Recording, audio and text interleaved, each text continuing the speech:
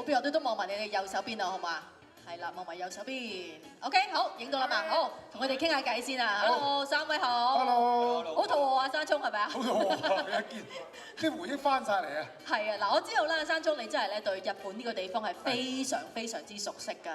你係夠 Mita 叔。係啦，你係經常性去，但我就好想知今次有阿 Mita 嘅帶領之下啦，你哋周圍去食好嘢食啦，又感受到當地嘅文化啦。你覺得今次你嘅旅程同你以往去日本有冇啲咩嘅唔同咧？咁當然好唔同啦，因為今次真係好集中食啊嘛。係啊。以往我就好集中買啊嘛。唔係，而家嘅我都好集中食嘅。係。咁但係因為有一啲地方真係 Mita 先識嘅，佢喺個褲袋度袋咗幾廿年。攞翻出嚟嘅，同埋即係可能有一啲區份我都有去，譬如麻布十番啊，譬如涉谷啊、新宿啊。係。但係喺嗰度原來有一啲鋪頭我係忽略咗喎，或者有啲地方譬如新橋啊嗰啲地方有啲我冇去過。係。原來嗰度咁多好嘢食㗎喎。咁所以變咗今次係更加深入了解到喺東京嘅一啲飲食文化啦。係。咁同埋一啲飲食嘅一啲小 tips 啊，或者小竅門嘅嘢咯，因為嗱有拉麵襯喺度啊嘛，拉麵襯，拉麵襯，咁所以變咗今次係好開心嘅，因為過往大家見到嘅飲食節目啦，都可能有靚女帶一齊啊，咁啊係咁食，咁啊講嘅少，今次調翻轉啦，我哋就3個男人就男人經 men's talk， 咁啊用美食分享一下我哋呢幾廿年嘅人生啦，咁啊拎比較淺啲啦，佢唔係淺咁解，佢係處男，今次係一個處男嘅形式出現。係因為阿力你講下點解你係處男？係啊，未去過東京，未去過日本添啊，直頭。係對日本嘅處男，大家講清楚啲啊！冇錯，第一次去日本就交咗俾節目做啦，係。多謝你哋呢個安排，唔係我都唔知幾時去日本嘅。係，唔係我想反而想知道我嘅節目組係咪當佢哋知道你原來係未去過日本嘅時候，佢哋都好驚訝。佢哋驚訝，佢哋因為我係後面 join 噶嘛，我係後面嗰一半先去拍攝噶嘛。佢哋最初係諗住俾張機票我過去就自己去翻 join 翻節目組啦，但係我未去過㗎，點樣搭車？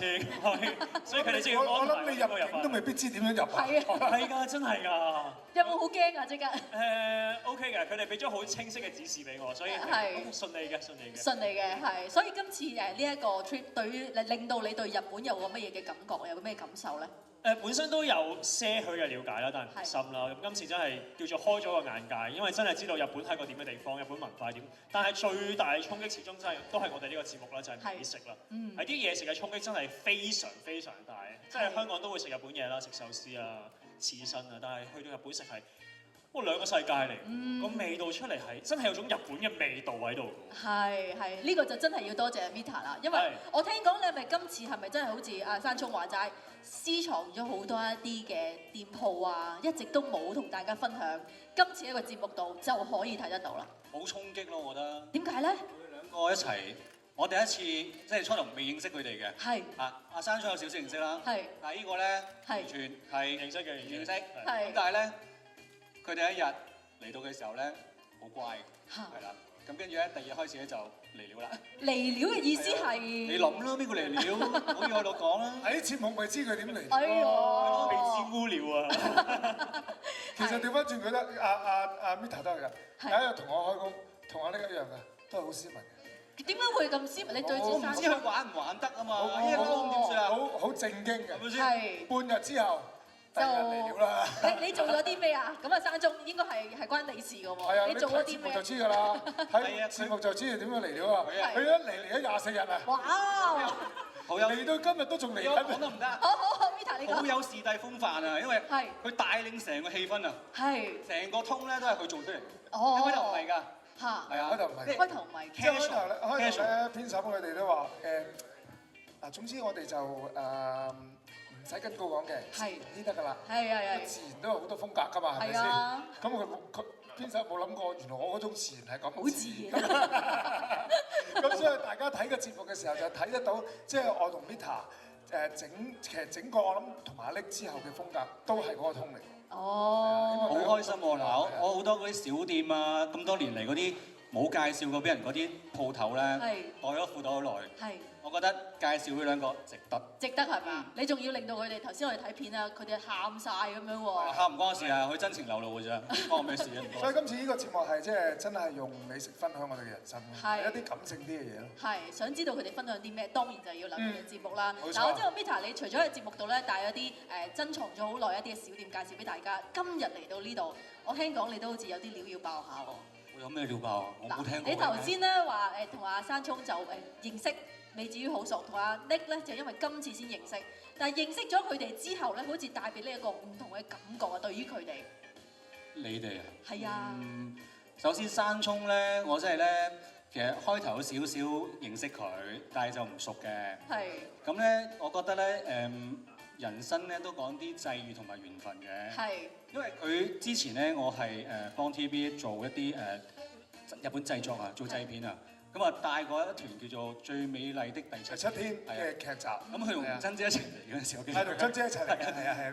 咁跟住，咁都冇點認識嘅，大家 say 個 hi 咁嘅啫，因為我就講個鏡咁樣。後來咧，過咗幾年之後咧，我有個同事咧，我拉麵鋪咧，陳山聰嚟我哋去食嘢啊。哦。我經常幫襯阿 Mita 嘅。係啊。大客仔。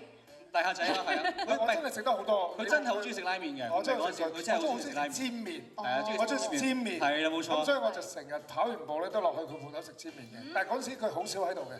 你嗰陣時係咪應該喺日本啊？仲？我喺香港啊，但係好少露面。係佢好少露面，好少露面。而家落去煮啊！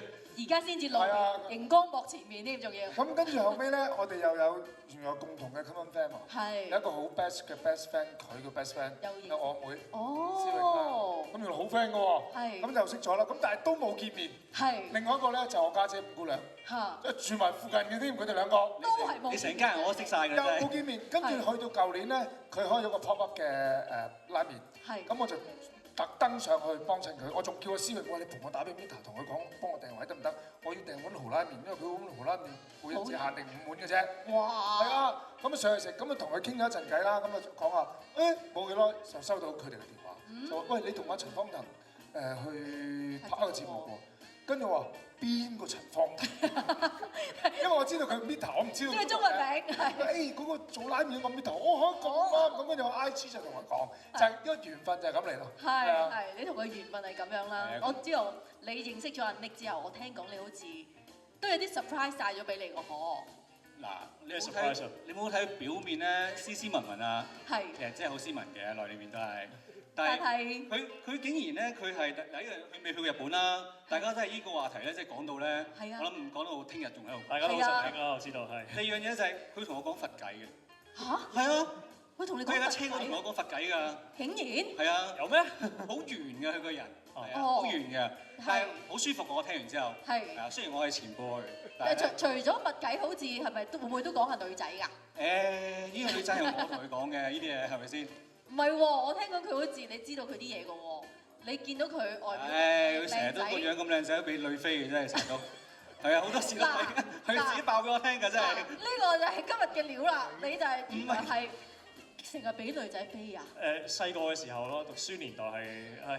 哦，係啊，啲傷心嘅回憶就過晒去啦。咁深入嘅嘢你都同阿 Mita 分享，證明你哋今次喺個節目入邊，你都真係講到好深入。呢個節目裡面講嘅話題其實全部都係我哋，特別係我同山聰咯，我相信就係我哋啲內心好深處嘅説話嚟。咁而即係大家見到有啲喊嘅畫面，其實都係提緊一啲同屋企人有關嘅話題啦。係。其實呢啲位係即係除咗想觀眾去留意之外啦，我都想屋企人去睇嘅，因為有啲其實我諗。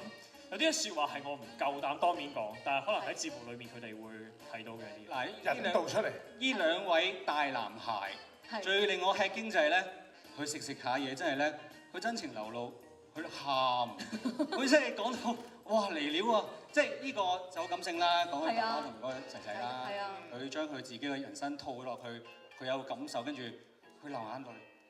哇！你男人同男人流眼淚喎，大佬喺個商場度喎，商場入邊喎，仲要喺個商場度啊！喺個商場嘅一個 open area，即係嘅一張台度喎。哇！如果側邊啲人行過會覺得你咩事？佢哋啲工作人員即係食嘢嗰個餐廳度，哇！啲嘢食好難食，咁呢條友食到喊嘅咁樣。呢個咧，我喺度食緊甜品嘅時候咧，甜品喎，點知哇咁苦嘅你個樣做咩事？好甜㗎，明明嗰個巴菲，跟住佢講開屋企人有自己嗰啲嘢咯，你自己解釋啦，唔好要我解釋。大家睇節目啦，睇節目就會知道佢哋咩事令到佢哋會咁感動、咁感性啦。嗱，嗰個食物咧，我諗都應該難唔到你哋嘅，因為你哋經過呢個拍攝之後咧，而家講到食咧，你哋一定係好拿手、好在行。但係我而家就想同你哋咧測試下。同你哋玩個遊戲，睇下唔俾你哋睇你哋食緊啲咩，淨係單憑聽聲，你哋估唔估到你哋當時喺度食緊啲咩？咁好玩！係啊，就係睇下你個記性，睇下回憶翻當時一啲嘅畫面啊。不如首先啦，我哋第一個接受挑戰嘅咧，就由阿山聰先。好啊！阿山聰，你千祈唔好望住後面嘅 LED 光。係啦，咁阿 Nick 同埋咧 Vita 咧，你哋就可以。佢哋可以睇嘅。係啦，你哋可以咧俾啲 hint 阿山聰添嘅。係啦，咁如果大家 ready 嘅話，我哋即刻聽一聽條片先啦，好唔好啊？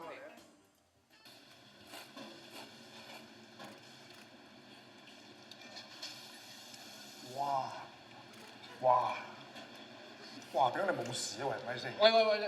哦，呢個我知啦，已經知啦。你話冇事，辣拉麵咯。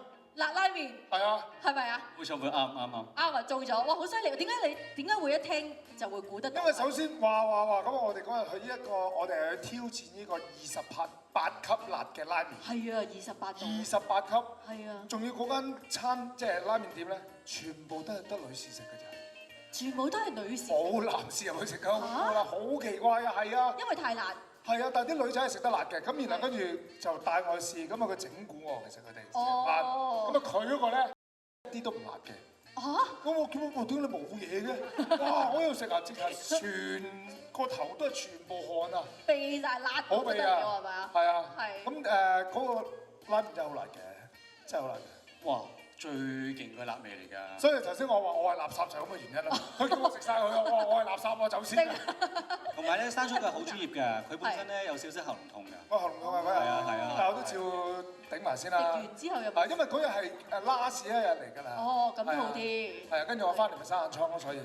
原來係咁嘅陰公，唔係，但係呢個真係要唔緊要㗎 OK 㗎。人生要試一次㗎。要試一次嘅，係啊。一次夠啦。一次夠。好，咁啊山聰就已經犀利啦，估到啦。跟住我哋下一位就到阿 Nick 啦。好啊。好啊。喺中間嘅位置，你又聽一聽，睇下你食緊啲咩咯。OK。一盒啊，250 gram 咧，58,000英。嗱，呢個我哋都唔好點任何嘢住啊。已經知㗎啦，一講呢個價錢，我意思好味，好深刻嘅價錢，好味道你都難以形容，好似係嘛？唔識形容啊！係呢個唔識形容咧，我喺成個拍攝過程講咗好多次。我呢個係講海膽嘅，呢個係有2萬英有16款海膽士，係啦，所以佢呢一個好深刻㗎，因為好誇張嘅16款海膽一大盤喺度睇，跟住而每一款真係試得出唔同嘅味道啦，唔同嘅鮮味啦，呢個係不得了。真係唔識形容，我而家諗翻到。都係嗰句，呢句説話係講過無數次啦。咁好多時，好彩佢哋攞呢條片啫，因為好多時係我食完之後講唔到嘢㗎。係因為太好食啦，震驚咗，係啦。然之後都係靠佢講一句好味道，唔識形容啊！呢個真係要值得回味一下啦。好犀利啊！Nick又估到啦。好啦，最後一位挑戰者 Vita。我估唔到嘅，我唔識形容我都。睇下你又聽唔聽到先？